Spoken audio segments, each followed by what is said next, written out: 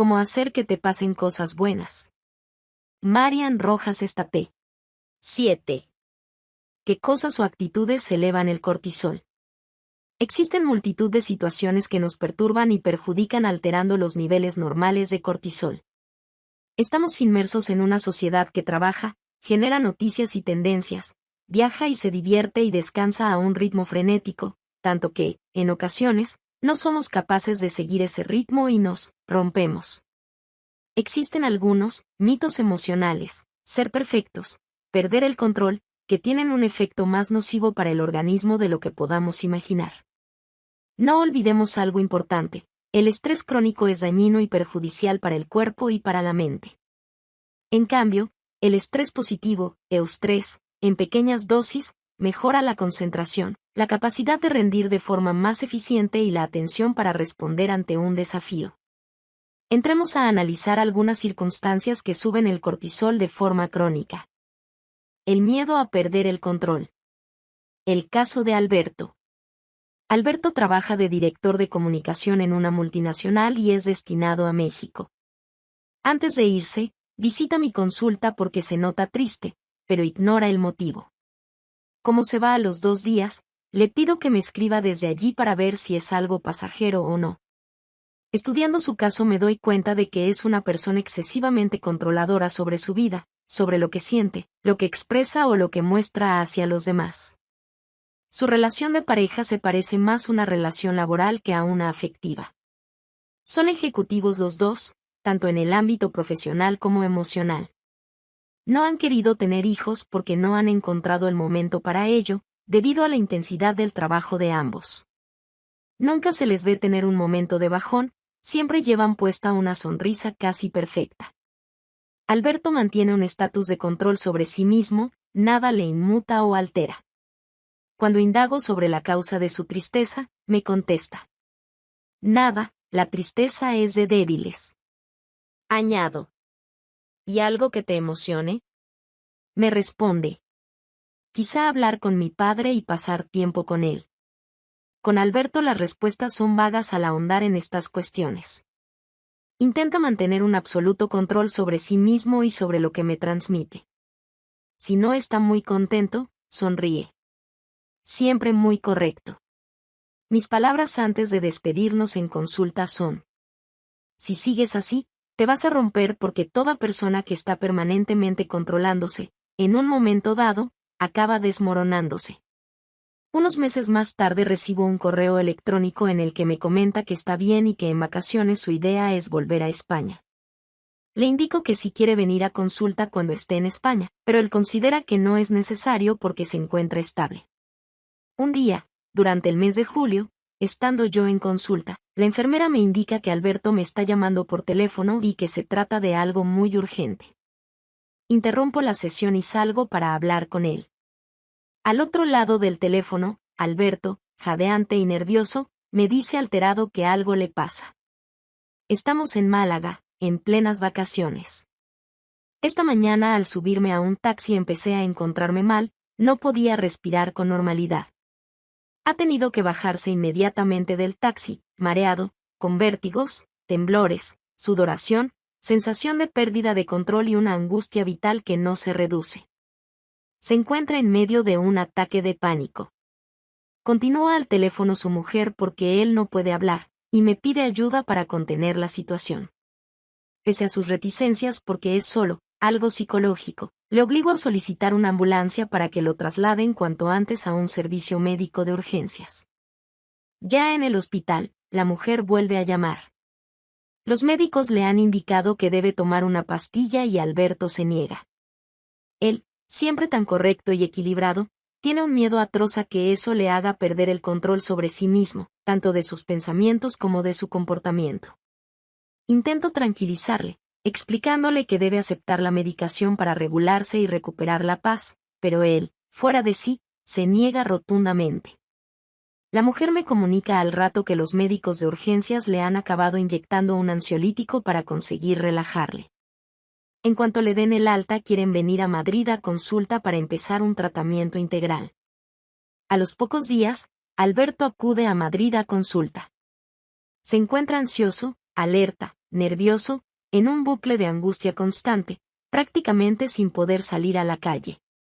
Comienzo una terapia farmacológica con medicación endovenosa, benzodiazepinas de acción larga, que van bloqueando el circuito del miedo y de la angustia. Le explico exactamente lo que le ha sucedido y los mecanismos fisiológicos y emocionales que le han llevado a ese estado. Le pauto una pastilla de emergencia, por si vuelve a tener un ataque de pánico, explicándole que actúa a los pocos minutos. Con esta pastilla puede viajar, ir a reuniones, con la tranquilidad en el bolsillo. Su gran miedo estriba en que la medicación le haga perder el control de su vida sin ella. Así que cada vez que ingiere una pastilla yo le dicto en una libreta, y su mujer lo lleva anotado también, frases que él se repite para neutralizar esa anticipación negativa. No me va a pasar nada, no voy a perder el control ni mi identidad, voy a seguir siendo yo. Los efectos de la pastilla son estos: ánimo, quítale importancia a sensaciones, evita analizarlas. A los 15 días se encuentra más estable y ajustamos la medicación vía oral y comenzamos la psicoterapia. Con su esquema de personalidad, 18, le explicamos su forma de ser y las causas aparentes de su ataque de pánico. Le explico cómo funciona el cortisol, el miedo, y entramos en un campo apasionante, la gestión de sus emociones. Si algo le hace gracia, puede reír; si algo le pone triste, puede llorar; si está en una situación emotiva, una reunión con familiares o amigos, puede sentirse feliz, y no pasa nada. Un día en consulta me confiesa: me estás ayudando a forjar una personalidad vulnerable. Yo hasta ahora bloqueaba los sentimientos para sentirme fuerte, pero ahora voy a tener capacidad de emocionarme, de sentir. Para él, tan frío y cerebral, si alguien se deja llevar por las emociones, es esclavo de ellas, y el sufrimiento, el dolor o la pasión pueden bloquear la correcta toma de decisiones. Tras un año de tratamiento, fuimos retirando la medicación poco a poco. Ha aprendido a manejar los momentos de ansiedad elevada, lleva siempre su pastilla de emergencia, la cual solo ha usado 3 veces en un año, y, lo más importante, se ha convertido en una persona más cercana, más humana y más cariñosa. El ser humano se siente fuerte cuando controla y tiene la razón. ¿Cuánto cuesta aceptar que uno está equivocado? La mente manda. La mente ordena. La mente controla. Seguimos las directrices de la razón, respondemos a las cuestiones únicamente desde lo cognitivo. En los últimos años la razón se ha convertido en una tirana. El deseo de controlarlo todo genera una gran angustia. Pensamos que el tener seguridad sobre todos los aspectos de la vida es una fuente de felicidad. Resulta completamente lógico y prudente procurar tener los pilares de la vida asegurados y protegidos: un trabajo estable, una vida familiar sana, una situación económica holgada. Lo patológico, lo enfermizo, está en llevar eso al extremo, angustiándonos y amargando nuestra vida en pos de una seguridad absoluta inalcanzable. Buscar constantemente apoyos y sustentos materiales que refuercen nuestra vida y que no se caigan o no puedan fallar nunca es una utopía. Ahí radica el error. Es propio de nuestra sociedad materialista y racionalista el hacernos creer que lo podemos controlar todo: el momento en que nos quedamos embarazados, el sexo de un hijo o su brillantez académica, el tipo de trabajo, los ingresos y gastos familiares, las vacaciones ideales, la salud propia o de nuestros familiares o la fiesta perfecta. Sin embargo, la vida nos enseña que las dificultades para quedarse embarazada existen y son cada vez más frecuentes, que a veces conseguir la parejita resulta imposible o que nuestro retoño no tiene la capacidad intelectual que nos gustaría, quizás, y otras virtudes que, obcecados, no sabemos descubrir en él, que la empresa a la que hemos dedicado nuestra vida puede prejubilarnos, que los ingresos y gastos son demasiado oscilantes siempre, que puede que si vamos a esquiar una nevada cierre las carreteras de acceso o los aeropuertos, que en la isla paradisíaca llueva pese a no estar en época de lluvias, que por mucho que hagamos deporte rutinario, una dieta sana y revisiones médicas periódicas siempre hay algo que puede salir mal, o que el día en que hemos organizado la fiesta ideal estemos cansados, tristes o saturados y preferiríamos un paseo por la montaña en solitario. La vida es rica por sus matices, por ser incontrolable, y se resistirá a cualquier intento de control férreo por muy calculadores que seamos, generando en quien lo intente una gran angustia. Viene aquí a cuento aquella frase que un esclavo repetía al oído en los triunfos de la antigua Roma: Memento mori, recuerda que eres mortal. No perdamos de vista nuestra propia pequeñez, seamos flexibles, practiquemos algo de sano abandono y disfrutemos del hoy y el ahora. Esa búsqueda constante del control nos lleva a no disfrutar de las cosas buenas que nos están ocurriendo, a olvidar el momento presente, obsesionándonos con el futuro. Si ese control radica en dominar mis emociones, mis estados de ánimo y lo que transmito a los demás, eso tiene un efecto nefasto porque, como hemos visto en el capítulo 6, quien se traga las emociones, se ahoga. El caso de Antonio. Antonio es el vicepresidente de una empresa. Están siendo unas semanas de mucha tensión profesional porque se encuentran en plena negociación para fusionarse con una multinacional extranjera.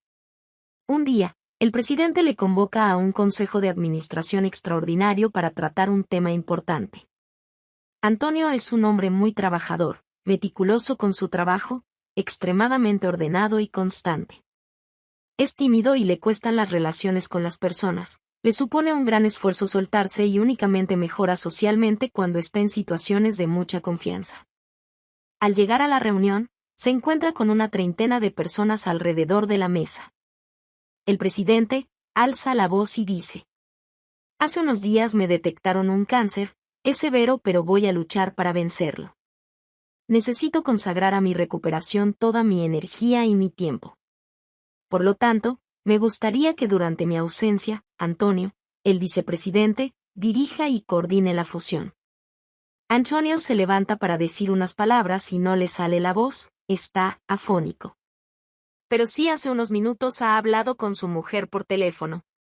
Explica susurrando, la primera excusa que se le ocurre, que está saliendo de una neumonía. Añade que desea lo mejor para el presidente durante el tratamiento y que conducirá la empresa de la mejor manera posible durante la ausencia del presidente. CEO de la reunión y llama a su mujer, habla bajito, y decide acudir urgentemente a un otorrino amigo suyo. A los pocos minutos de estar comentándole al médico lo sucedido, recupera la voz normalmente. No entiende nada. Pasan unos días y en la primera reunión con altos directivos, coge la palabra y lo mismo. No puede hablar. Cuando acude a mi consulta tiene dos miedos: uno a hablar en público, ya lo tenía, pero se añade otro, el miedo a quedarse mudo delante de mucha gente. Comenzamos terapia explicándole exactamente cómo relajarse minutos antes de hablar utilizando técnicas de respiración y repitiendo una serie de mensajes que neutralizan su miedo. Dibujo en su libreta un esquema de los nervios que llegan a las cuerdas vocales para que visualice el proceso y se sienta confiado al respecto. Por otra parte, realizamos técnicas de socioterapia para vencer sus miedos y timidez delante de mucha gente. Durante el tratamiento de cáncer del presidente fue capaz de fusionar la empresa con éxito y con un dominio de gentes y de su voz mucho mayor que antes. Todo ello le hizo ganar gran seguridad en sí mismo. La terapia contra los miedos. Este tipo de terapia consiste en exponer y confrontar al paciente con el problema que causa su angustia o miedo irracional. Hay que realizarlo poco a poco, para que el cerebro se vaya adaptando y el paciente se vaya sintiendo seguro con los pasos que va dando. En el caso de Antonio, la terapia de exposición consistió en que un día nos hablara y expusiera a todo el equipo, su mujer y algún invitado más en qué consistía la empresa en la que trabajaba. Más adelante, le impulsamos a que en diferentes eventos, la comunión de un hijo, la boda de un primo suyo, dijera en público unas palabras emotivas sobre los mismos. En las personas que sufren de agorafobia solemos recomendar que una persona cercana, de confianza, acompañe al paciente a un lugar abierto. Eso se repite más adelante dejando al paciente en un sitio cercano y esperando a reencontrarse en el sitio pactado.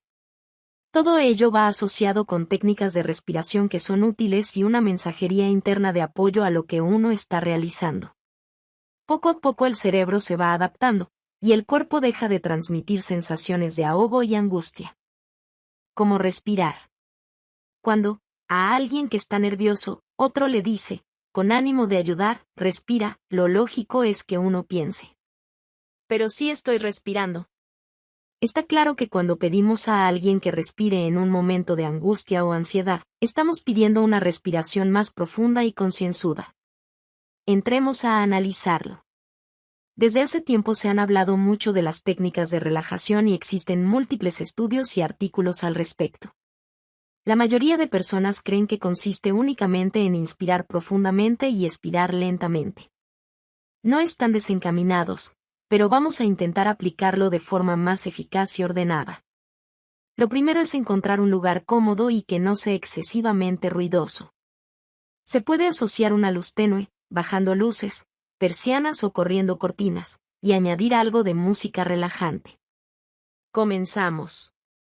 Siéntate en una silla con la espalda recta, pero que sea confortable.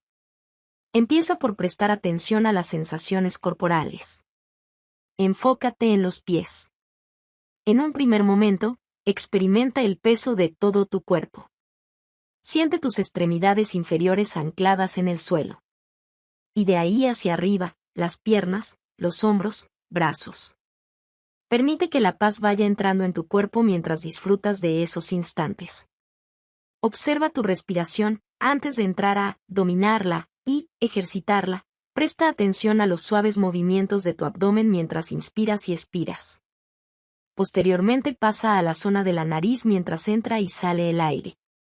Tras estos primeros instantes de observación y calma, vamos a comenzar con la denominada respiración diafragmática.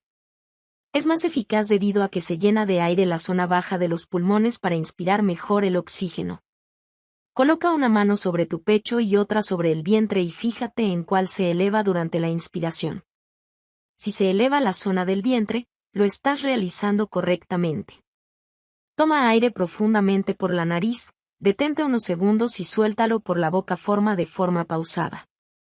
Uno de los métodos más conocidos es el diseñado por el Dr. Andrew Weil, director de Medicina Integral de la Universidad de Arizona. Ha sido portada de la revista Time en 2 ocasiones y fue entrevistado por Oprah Winfrey para hablar de su teoría de la respiración. Recomienda el 3-3-6 o el 4-7-8, dependiendo del número de segundos que el aire está en juego. En el caso de 4-7-8 sería de esta manera. La inspiración dura 4 segundos. La pausa, aguantando la respiración, 7 segundos. La expiración se produce en 8 segundos. De hecho, esta técnica realizada por la noche, tumbado en la cama, resulta muy útil para conciliar el sueño. Como todo, se recomienda ir poco a poco, probando un par de veces al día, y luego ir aumentando. De esta manera el cuerpo, la respiración y el sistema nervioso simpático y parasimpático van aprendiendo a autorregularse. Cuando te bloquees o temas perder el control, cuando el estrés te invada, tu cabeza se agote o tu cuerpo no responda, respira, pon el corazón, repite a tu mente mensajes de paz y crecimiento y saldrás del bucle. Perfeccionismo. El caso de Lola. Lola es una señora de Salamanca, casada y madre de 2 hijos, un niño de 5 años y una niña de 7. Trabaja de funcionaria en el ayuntamiento, pero, como hizo estudios en el ámbito educativo, siempre ha querido ser profesora universitaria. Cuando viene a consulta lleva 3 años trabajando en su tesis doctoral. Admite que la tiene casi terminada, pero que siempre que la revisa encuentra aspectos que matizar. Comenta que en su casa no consigue relajarse, al llegar de trabajar siempre la encuentra sucia.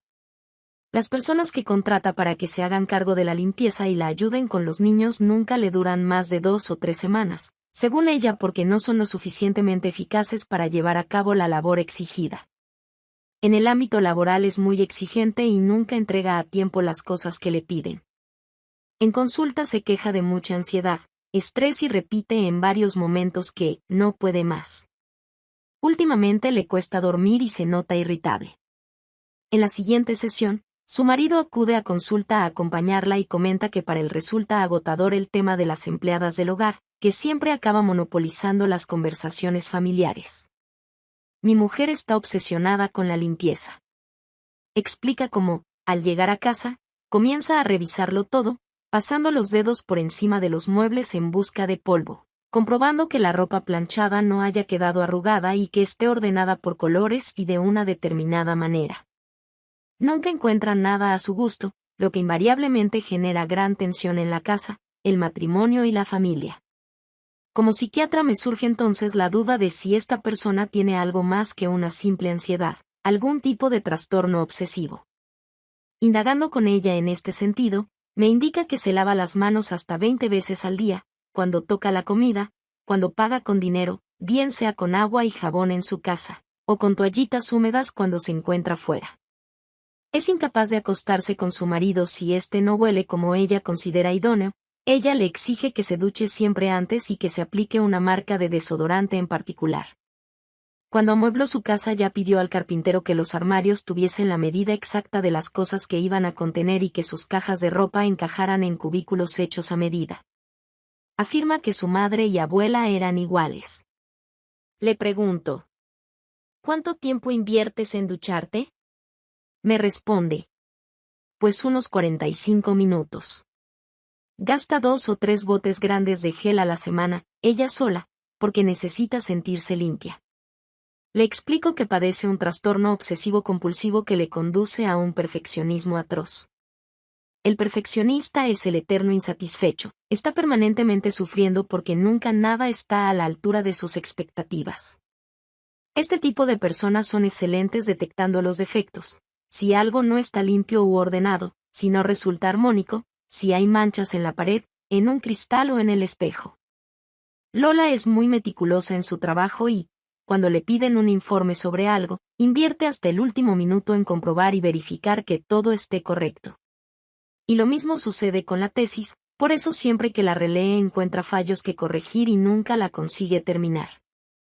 Es una sufridora nata y la gente de su entorno vive alerta con ella porque siempre está analizando defectos. Un aspecto propio del perfeccionista es la rigidez a la hora de cambiar de un pensamiento a otro. Piensan en una cosa y ya no son capaces de salir de ahí, y eso va generando pensamientos en bucle de difícil salida. En el caso de Lola, pautamos una medicación que funciona muy bien para este tipo de trastornos.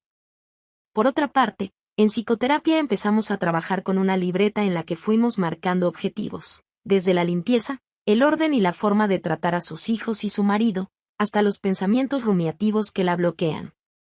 Insisto mucho en aprender a manejar los momentos de tensión, con mensajes cognitivos que ella se repite en los instantes en los que siente la necesidad de llevar a cabo sus rituales de limpieza. No pasa nada, estás bien, estás limpia, acuérdate de que tú tienes un trastorno que te hace lavarte mucho las manos, porque si no, no consigues estar tranquila, no va a pasar nada malo si no te lavas las manos en este instante.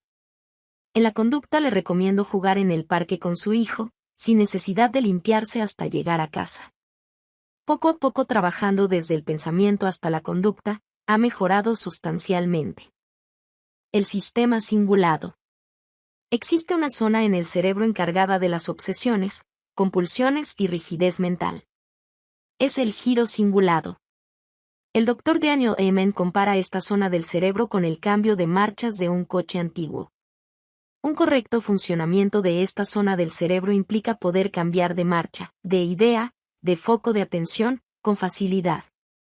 Cuando nos quedamos enganchados en una marcha, en una idea, el coche no funciona bien y se produce mentalmente lo que denominamos una obsesión.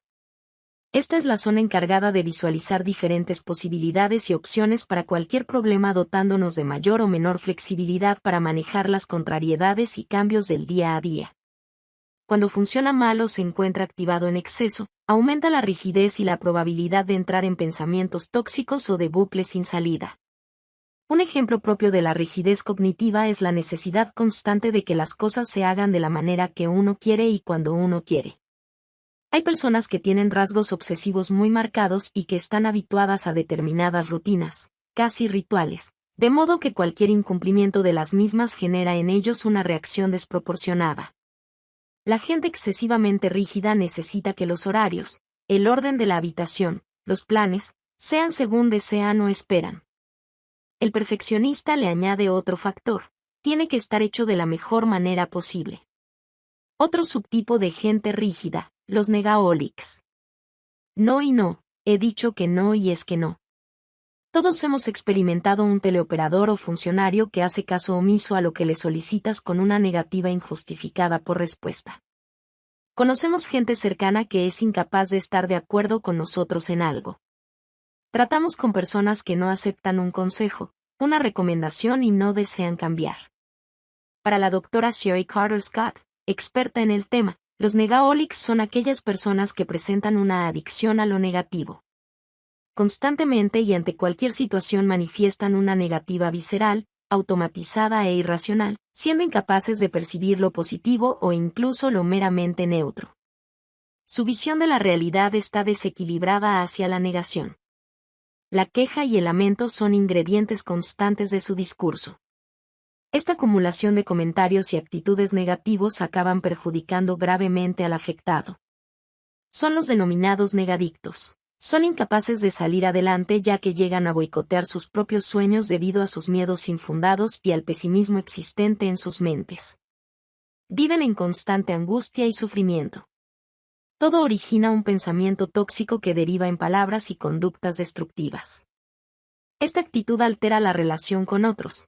Les cuesta profundamente valorar el triunfo de los demás y buscar siempre hundirles, con comentarios, expresiones y comportamientos. El trato con estas personas no es fácil y el entorno tiende a querer separarse de ellos. Acaban convirtiéndose en un obstáculo para los demás, toxificando los ambientes que frecuentan. El origen de los negadictos es variado. A veces surgen debido a un sufrimiento no superado, otras veces tras una etapa traumática. Tras ese dolor, estas personas se agrian, tuercen, rompen o se deprimen. La clave está en salir, pedir ayuda lo antes posible y reconocer que ese proceso interno tóxico está perjudicando seriamente la vida. Como dato curioso, según estudios realizados por la Universidad de Harvard, el 75% de las personas que han sufrido un drama, a los 2 años se han recuperado. Al menos, la ciencia nos impulsa a ser optimistas a pesar del drama. Cronopatía, la obsesión por aprovechar el tiempo. El arte del descanso es una parte del arte de trabajar. John Steinbeck. Nos encontramos en un momento de la historia donde la máxima aspiración del ser humano es la productividad y la eficiencia. Es lo que denominamos la mercantilización del tiempo. Hoy se valora de forma positiva todo aquello que se relaciona con la velocidad y la capacidad de aprovechar más el tiempo. ¿Qué consecuencia tiene esto? La aparición de un estrés que, cual enfermedad maligna, se está extendiendo a todos los aspectos de nuestra sociedad, convirtiéndose en crónica y gravemente perjudicial. El tiempo es el bien más democrático que existe. Todas las personas cuentan con 24 horas en su día. Cada uno es responsable, no solo de cómo rellena el día, sino de cómo percibe la sensación del tiempo. El ser humano se define según la manera en la que organiza su día y, con ello, su vida. Las personas ordenadas consiguen que las horas se multipliquen, porque no olvidemos que el orden es el placer de la razón. Llegados a este punto podemos diferenciar 2 extremos, el de las personas que pierden y malgastan su tiempo con una vida vacía que les conduce a estados depresivos y el de las personas que sufren de cronopatía. ¿Quién no conoce a alguien que no sabe renunciar a ningún plan, que necesita planificar todo su tiempo con mucha antelación y llenar todos los espacios y huecos de su agenda con múltiples actividades? Cuidado con ellos, su vida acaba convirtiéndose en una huida hacia adelante. No olvidemos que las grandes experiencias de la vida no se saborean en el ajetreo de las prisas y el reloj. La vida no es plena y gratificante si no hay paz y quietud en algunos instantes. ¿Sabes descansar de verdad? Creo profundamente que el descanso verdadero se encuentra en vía de extinción. Ha surgido un nuevo síndrome, la cronopatía, cronos, tiempo, patos, enfermedad, la enfermedad del tiempo. Decía Gregorio Marañón, la rapidez, que es una virtud, engendra un vicio, que es la prisa. Vivimos convencidos de que la prisa y la aceleración producen mayores y mejores resultados en la vida. Estamos acostumbrados a que, si intentamos fijar una reunión con alguien, nos conteste: no tengo tiempo, estoy liado. Lo asimilamos como normal y correcto. La inmediatez se ha convertido en un protagonista crucial de la vida. Todo, hoy y ahora. No se espera una semana para ver el siguiente capítulo de una serie y se reclaman los billetes de tren por llegar 15 minutos tarde al destino. ¿Quién no ha pasado por la tristeza del domingo por la tarde? Yo lo denomino, el domingo oscuro. Sucede especialmente en personas con vidas intensas entre semana. Los viernes y sábados acuden a diferentes planes con salidas que sobre todo suelen combinar con alcohol. Llega el domingo y muchos perciben un bajón físico y anímico que les lleva a desear que vuelva a ser lunes. ¿La razón? Son caballos de carreras que, semana tras semana, llegan desfondados a la meta. No saben vivir en el descanso.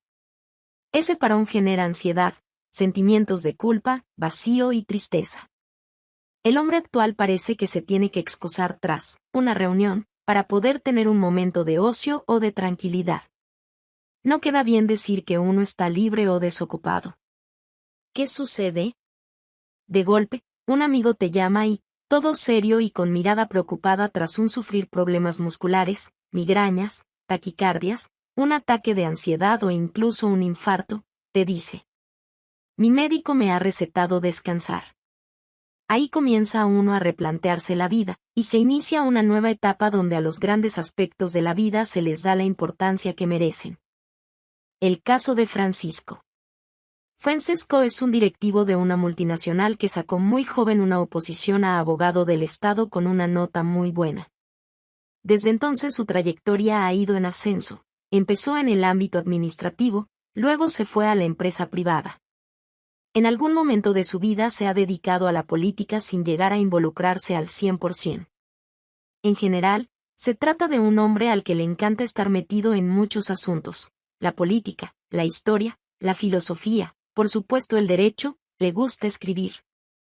Por ello, tiene ocupada su agenda desde que se levanta hasta que se acuesta. Cuando tiene tiempo libre se agobia porque le gusta tener la sensación de que aprovecha el tiempo.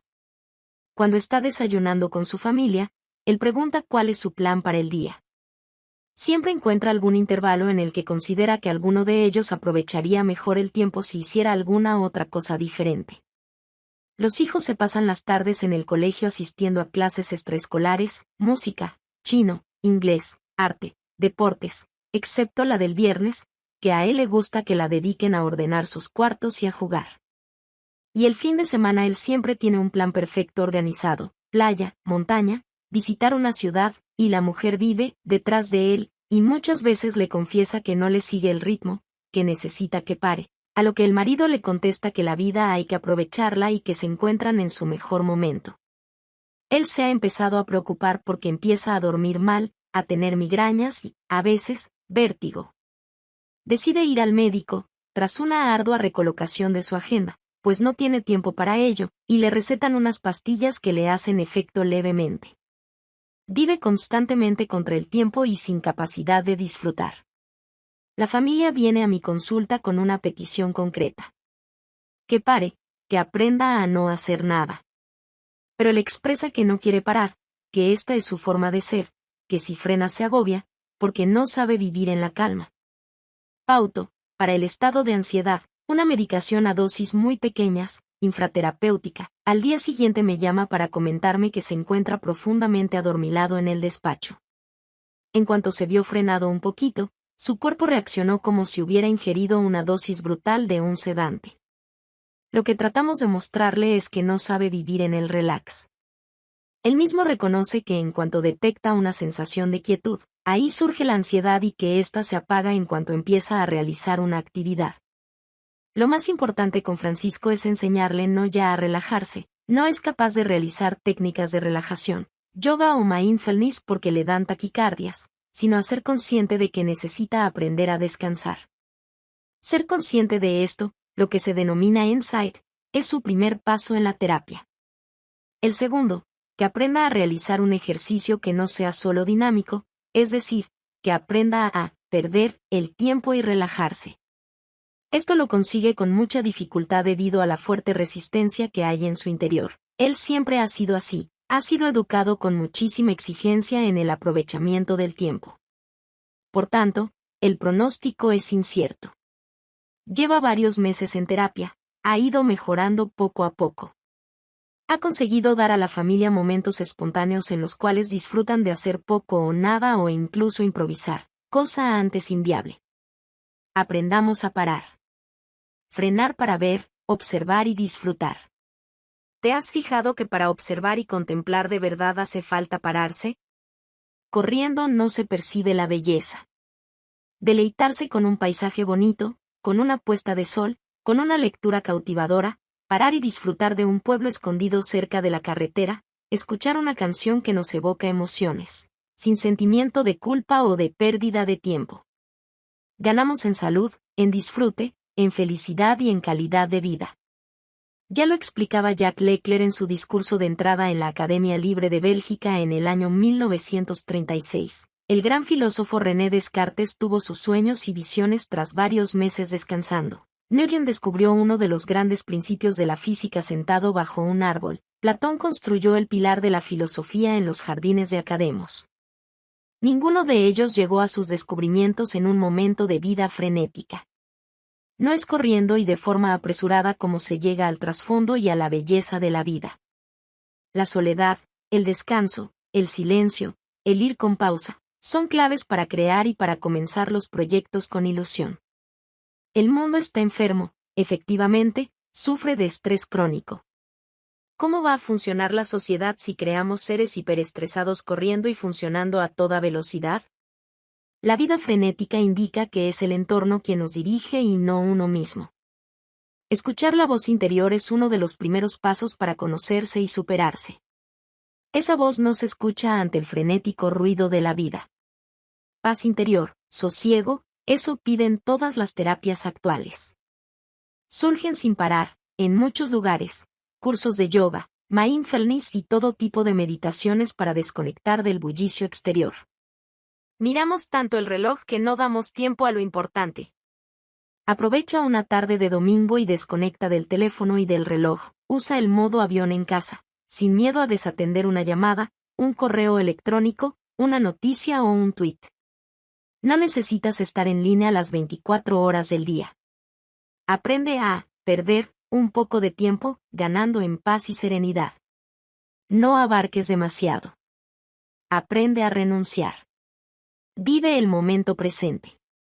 Intenta saborear la naturaleza, la playa, el mar, la montaña, de vez en cuando. Te abrirás a grandes sensaciones que te llenarán de verdad. Eso sí, sin perder de vista tu proyecto personal. Planifica, ten puntos de referencia, pero disfrutando cada vez que llega un momento especial, deseado o emocionante. La era digital. Volvía de México y cuál fue mi sorpresa al leer en el periódico una noticia impactante. Facebook admite que juega con la mente de sus millones de usuarios. Sucedía en un evento médico en Filadelfia donde el cofundador de Facebook, Sean Parker, reconocía que su empresa había sido creada para explotar una vulnerabilidad de la psicología ser humano, la retroalimentación de la validación social. La idea que plantearon cuando iniciaron la andadura con la red social era conseguir que los usuarios pasasen muchas horas en la red. Ahí surgió la idea de crear el botón like en su aplicación. ¿Qué sucede en el cerebro cada vez que vemos un like? Entremos a entender este proceso mental y digital. Los que nos dedicamos al mundo de las emociones y del comportamiento sabemos que el universo de la pantalla, internet, redes sociales, vídeos y aplicaciones varias, está afectando profundamente la manera en la que nos relacionamos, la manera en la que procesamos la información, memoria, concentración, multitarea, educación, motivación y, por lo tanto, a la larga, la felicidad. Actualmente existen empresas y programadores enfocados en conseguir que los individuos dediquen el mayor número de horas a su dispositivo. Este enfoque es consciente. Es decir, los fabricantes de estos aparatos saben y conocen exactamente cómo funciona la mente ante la pantalla y la tecnología, y fabrican los aparatos para generar un efecto adictivo. Efectivamente, los gadgets y las múltiples aplicaciones recientes están diseñadas para ser adictivas. Esto es algo crucial e importante de entender, tanto en el ámbito personal como para padres y educadores. Expliquemos en qué consiste. Toda adicción tiene una base molecular y fisiológica conocida desde hace muchos años. Las drogas como alcohol, cocaína, pastillas, marihuana, las apuestas, el juego, la pornografía, están reguladas por la misma hormona, la dopamina. La dopamina es la hormona encargada del placer. Actúa en el instante en el que se interactúa con el objeto de placer, sexo, alcohol, drogas o redes sociales, y en los instantes previos, muchas veces se anticipa al placer y es un activador de la motivación. En ocasiones, genera un vacío posterior, provocando una necesidad de volver a consumir ese producto al poco tiempo. Una persona adicta a la cocaína, al sexo o a las redes tiene una afectación profunda en su capacidad de atención, tiene alterada su voluntad, regulada por el autocontrol y, a la larga, llega a percibir sentimientos de tristeza y de vacío profundos. ¿Qué reconoció el cofundador de Facebook en el evento de Filadelfia? Sus palabras fueron: cuando la gente recibe un like, recibe ese pequeño golpe de dopamina que les motiva a subir más contenido. ¿Qué sucede? Las compañías, hoy en día, no solo buscan el marketing tradicional y conservador, sino que intentan aunar psicología, neurofisiología y neurociencia. Captando tu mente, tu atención, generan más contenidos, más datos y más capacidad de dominar lo que compras, lo que ves, lo que decides y lo que haces. Ahí reside la base de las drogas. En el cerebro se activan mecanismos para pedirnos un consumo seguido y prolongado de esas sustancias. La mayor parte de estos productos o bien están prohibidos o bien están regulados. No nos estamos dando cuenta de que los niños desde edades tempranas están siendo expuestos a todo este mundo digital, sin restricción, y con grandes posibilidades de alterar profundamente sus mentes, su procesamiento de la información y su capacidad de gestionar las frustraciones y las emociones. Todo ser humano desde la infancia a adolescencia busca vías de escape para manejar sus altibajos, sus frustraciones y vacíos. Un alto porcentaje de la población acude a las redes, WhatsApp, Instagram, Facebook, Twitter, Tinder, buscando ese pico de dopamina que se activa al contacto con ello. Estamos en la era del exceso de información y de la superabundancia de estimulación. Esa hiperestimulación está profundamente ligada a un consumo desmedido tanto de información como de bienes materiales e incluso ficticios. Todo se logra fácilmente a base de un clic. Cuando uno no logra lo que quiere cuando quiere, se activan circuitos de frustración que están en la base de la debilidad de carácter de muchos jóvenes carentes de capacidad de esfuerzo. Lo que cuesta tarda en generar resultados gratificantes. De ahí que surjan numerosos problemas en la educación y algunos trastornos psicológicos.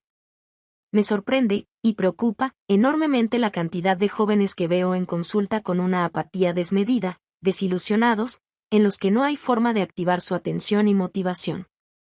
No olvidemos que las dos únicas cosas que realmente llenan al ser humano por completo son el amor, de pareja, amigos, y la satisfacción profesional.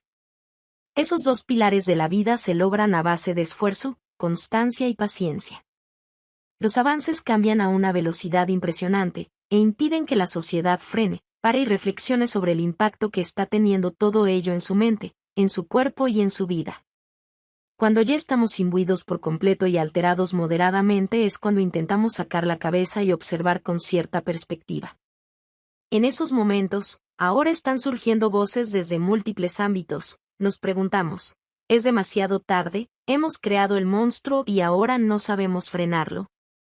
Los programadores de Silicon Valley llevan a sus hijos a colegios donde no existen apenas ordenadores. ¿Qué nos estamos perdiendo? La tecnología ha aportado grandes beneficios. Como todo, hay que aprender de nuevo a usarla. Cada uno de nosotros tiene que decidir de qué manera desea controlar su atención. Empezar por ver a qué dedica su tiempo y posteriormente a realizar un examen real de hasta qué punto estamos conectados e enganchados. Internet y sus derivados poseen ventajas poderosísimas para hacer la vida más sencilla en múltiples aspectos, pero su mal uso deriva en conductas perjudiciales para la mente y para el comportamiento. Crecer entre tecnología no nos hace más inteligentes. Es cierto que ha facilitado un sinfín de actividades, pero sobre todo hemos desarrollado una característica en la mente con gran habilidad, la multitarea. La neurociencia lo denomina alternancia continuada de la atención. Esto significa que el cerebro dedica unos minutos o segundos a realizar una tarea, luego a otra y después a otra.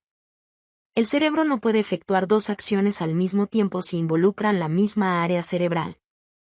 Si nos encontramos escuchando la letra de una canción en inglés a la vez que leemos un libro, no realizamos ninguna de las dos tareas al 100%.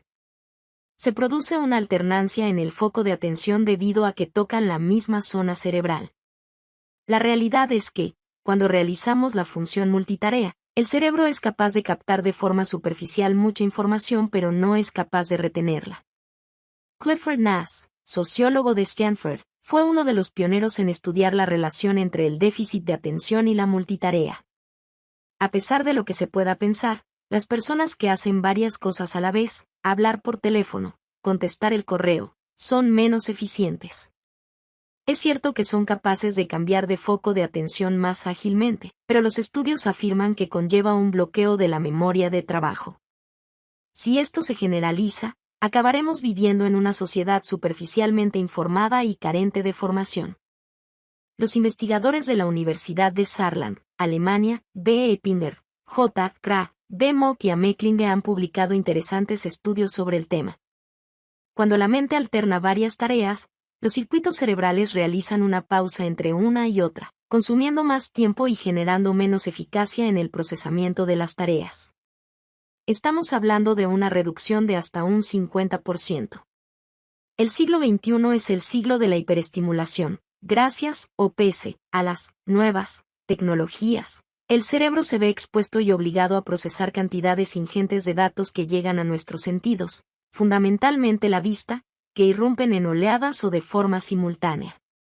Esta hiperestimulación tiene graves consecuencias. Los niños y jóvenes, acostumbrados a este bombardeo, precisan estímulos cada vez más fuertes e intensos para motivarse. Esto merma su curiosidad, asombro y ganas de querer aprender algo que vaya más allá del mundo digital. Se encuentran desmotivados y su creatividad e imaginación completamente anuladas. No solo eso, desde la infancia, se les acostumbra a un ritmo de vida y a una intensidad que dificulta la serenidad y el disfrute del silencio. Se puede afirmar que los hijos saltan constantemente de un estímulo a otro. No olvidemos que el éxito en la vida lo logran las personas que son capaces de concentrarse y enfocarse en lo que realmente desean, siendo capaces de perseverar en el propósito. La atención del cerebro se desarrolla en la corteza prefrontal. Esta zona se encarga de la voluntad, el autocontrol y la planificación de una tarea. Hay que desarrollar esta zona del cerebro en los niños desde pequeños. Es una de las más importantes de la mente. Veamos entonces cómo se desarrolla la corteza prefrontal desde el nacimiento. Un bebé comienza a prestar atención cuando ve luz. A los meses de vida, su atención se focaliza donde encuentra luz, movimiento y sonido. El gran reto de la educación consiste en conseguir que los niños presten atención a cosas, no móviles ni luminosas, papel, comida, escritura, lectura, deberes. Se trata de encauzar su voluntad y atención para que sean capaces de concentrar su atención de forma voluntaria. Si en ese instante de su vida regalamos a los niños iPads, teléfonos o tabletas, la atención del niño vuelve a luz, movimiento, sonido. No es un avance en su corteza prefrontal, sino un retroceso claro, ya que el niño se motiva y responde como cuando era bebé. La única diferencia es que los sonidos son más intensos y las luces y movimientos cambian a una velocidad más vertiginosa. El cerebro de los jóvenes necesita aprender a focalizar su atención, a desarrollar de manera sana la zona frontal del cerebro, responsable de la voluntad y del autocontrol. Una exposición excesiva a la pantalla inhibe el correcto funcionamiento con un claro déficit en la atención y en la concentración. Hoy existe una gran corriente sobre la importancia de la meditación, en particular, el mindfulness, atención plena. Enseñamos a los jóvenes a no concentrarse y de adultos luchamos por recuperar la capacidad de autocontrol de nuestra mente y atención. Realmente hay algo que no estamos haciendo bien. La hiperconectividad se encuentra íntimamente relacionada con la hiperactividad. El famoso TDA, trastorno por déficit de atención e hiperactividad, guarda un estrecho vínculo con ello. Los jóvenes diagnosticados de TDA poseen grandes dificultades en la concentración y atención y baja tolerancia ante la frustración.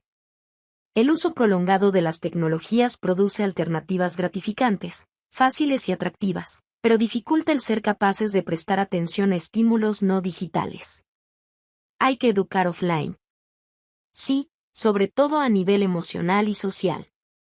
La comunicación cara a cara es el mejor modo de aprender a leer las emociones del otro, apuntaba Nas. No olvidemos que la tan conocida inteligencia emocional es una de las claves del éxito en la vida. La pantalla es la peor educadora para lograrla. Aísla y encapsula al niño de todo lo que le rodea. Frena la capacidad de entender las emociones, de conectar con las personas, con sus emociones y anula la capacidad de expresar lo que uno siente mirando a los ojos y no al teclado o a la pantalla. Los jóvenes de hoy no saben expresar sus emociones mirando a los ojos de la persona que tienen enfrente. Eduquemos a los niños para que sean capaces de paladear la vida, las emociones y las relaciones personales de tú a tú, mirando a los ojos de la persona que tienen enfrente. Los jóvenes conectan más fácilmente con una pantalla, una red social o un videojuego que con la naturaleza, las personas y la realidad.